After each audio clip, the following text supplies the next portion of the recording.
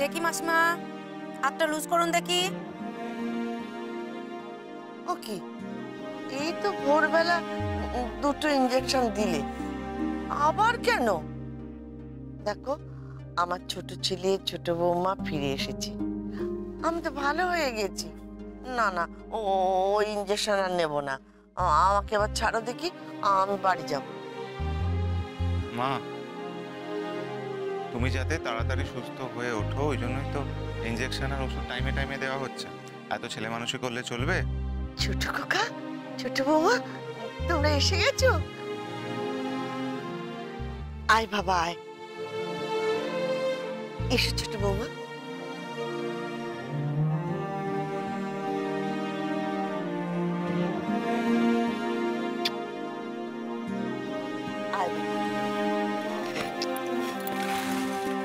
মা দেখি ঠাকুরের ফুল।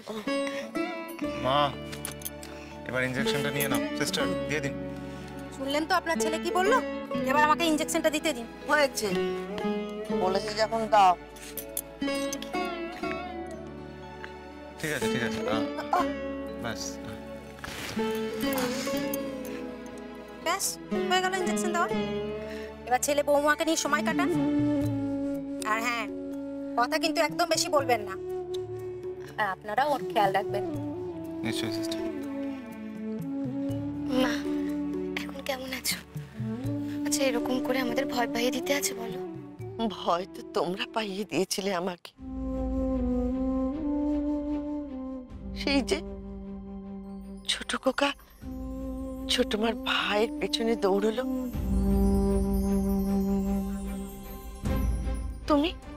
তুমিও তোর পেছনে পেছনে ছুটলে, ব্যাস তারপর আর কারোর কোনো খবর নেই আমার।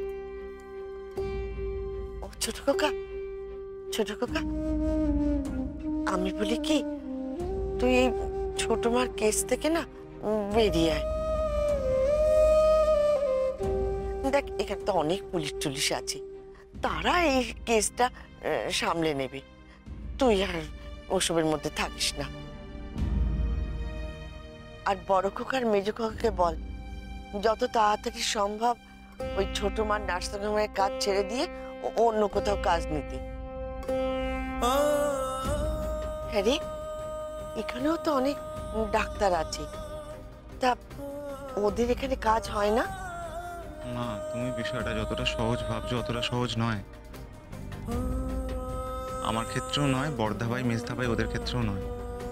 তাছাড়া ওরা নিশ্চয়ই ওদের মতো করে চেষ্টা করছে নতুন চাকরি জোগাড় করার। আর সব থেকে বড় বিষয় কি জানো, ছোট মার মতো অপরাধীর সংখ্যা অনেক। আমি যদি একটা ছোট মার কাজ ছেড়ে দিই, এই কেসটা যদি আমি ছেড়ে দিই, তাহলে হয়তো অন্য কেস আমার উপর চাপিয়ে দেওয়া হবে। মা, আমার এটাই কাজ, অপরাধীদের শাস্তি দেওয়া। আমি ভয় পেয়ে যেতে পারি না।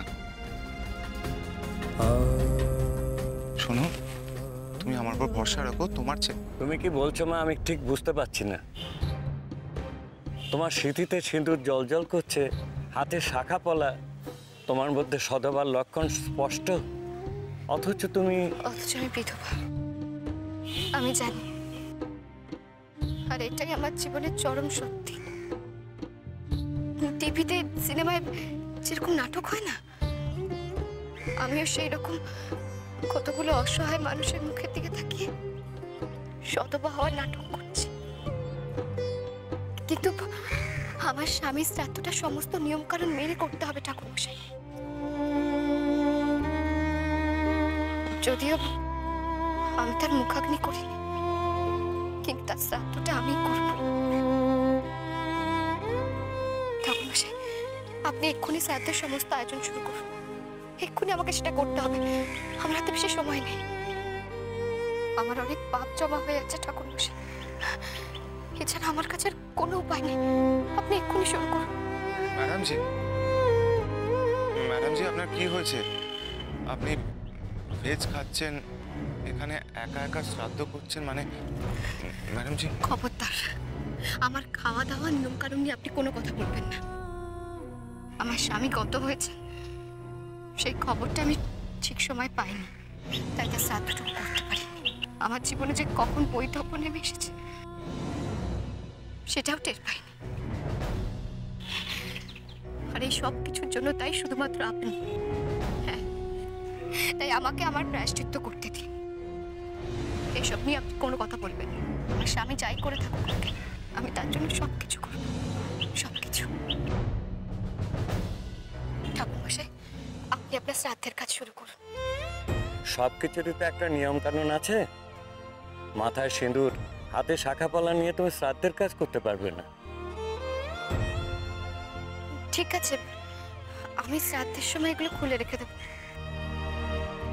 কিন্তু ঠাকুরমশাই, আপনি আর দেরি করবেন না, আপনি আপনার কাজ শুরু করুন।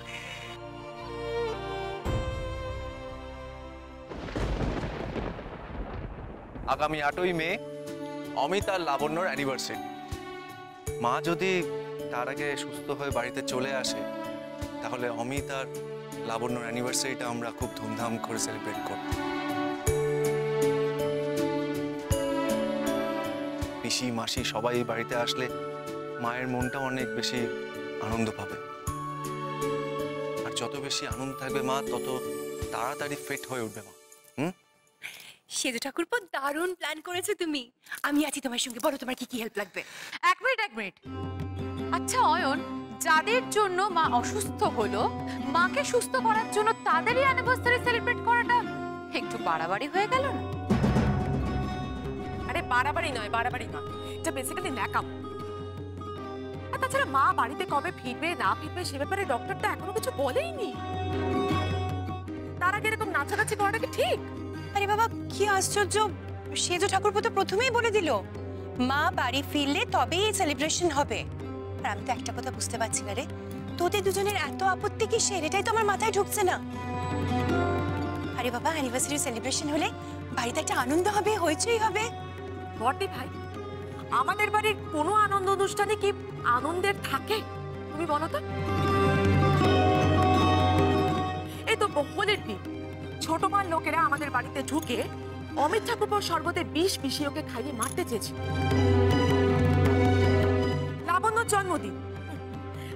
জন্মদিনে আমরা বাড়ি শুধু সবাই জানতে পারলাম যে লাবণ্যর আসল কোনো জন্ম পরিচয় নেই। ওর এই পালিত বাবা মা ওকে কোথা থেকে কুড়িয়ে পেয়েছে। পয়লা বৈশাখের দিন কি হলো তুমি বলো তো? অমিত ঠাকুরের উপর কত বড় একটা হামলা হয়ে গেল। তারপরেও তোমরা তারপরেও বলছি তার কারণ হচ্ছে মায়ের মন থেকে অমিতকে হারিয়ে ফেলার ভয়টাকে কাটাতে হবে। তাই একবার বাধা পড়েছে, দুবার বাধা পড়েছে, তিনবারও না হয় বাধা পড়েছে, কিন্তু চতুর্থবার বাধা পড়বে এরকম তো কোথাও লেখা নেই। অয়ন ঠাকুরপো, কথায় আছে জানো তো, আশায় মরে চাষা। আশায় বাঁচে চাষা, এই কথাটা হয়তো তোরা দুজনে শুনিসনি। আর দেখ, এই অনুষ্ঠানটা না মায়ের জন্য যতটা দরকার ঠিক ততটাই দরকার আমাদের ছোট আর ছোট ঠাকুরপোর জন্য। এক্স্যাক্টলি। ছোটর এতদিনের চেষ্টার পর আজকে ছোট ঠাকুরপো বদলেছে। আরে বাবা, ওরা তো এই সবে সত্যিকারের স্বামী স্ত্রীর মতো জীবনযাপন শুরু করেছে। তো ওদের এই বছরের অ্যানিভার্সারিটা তো আমাদের উচিত আরো বড় করে সেলিব্রেট করা। এক্স্যাক্টলি, আমি তো এটাই বলছি বড় বৌদি। তাছাড়া ওদের বিয়ের সময় তো আমাকে অফিস থেকে বিদেশ পাঠিয়ে দেওয়া, আমি তো সেলিব্রেটই করতে পারলাম না। তাই এবার আমি দুধের স্বাদ ঘোলে মেটাতে চাই। হ্যাঁ শেহজাদা বাবু, কিছু একটা ব্যবস্থা করো তো। এই বাড়িতে হুজ্জতি না হলে ভালো লাগে নাকি? দূর, সারাক্ষণ তো সবাই খালি মন মরা হয়ে বসে আছে। অত আলোচনা করার দরকার নেই বাবু। তবে অ্যানিভার্সারি নয়, মা বাবার আরেকবার বিয়ে দিয়ে দাও। আমি শুধু আপনাকে একটাই কথাই বলতে চাই, এই বিয়েটা চেক করে হোক আটকাতে হবে। কিন্তু কি করে এই বিয়েটাকে আটকাবো আমরা? বিয়েটা তো আমি আটকাবই, আর সেটা আপনি সুন্দরলালের ওপর ছেড়ে দিন ম্যাডামজি। হ্যাঁ ম্যাডামজি, এই বিয়েটা আমি আটকাবই। এই বিয়েটা যে করেই হোক আমি ভেস্তে দেবো। শুধু তার আগে আমাদের একটা কাজ করতে হবে। কি কাজ?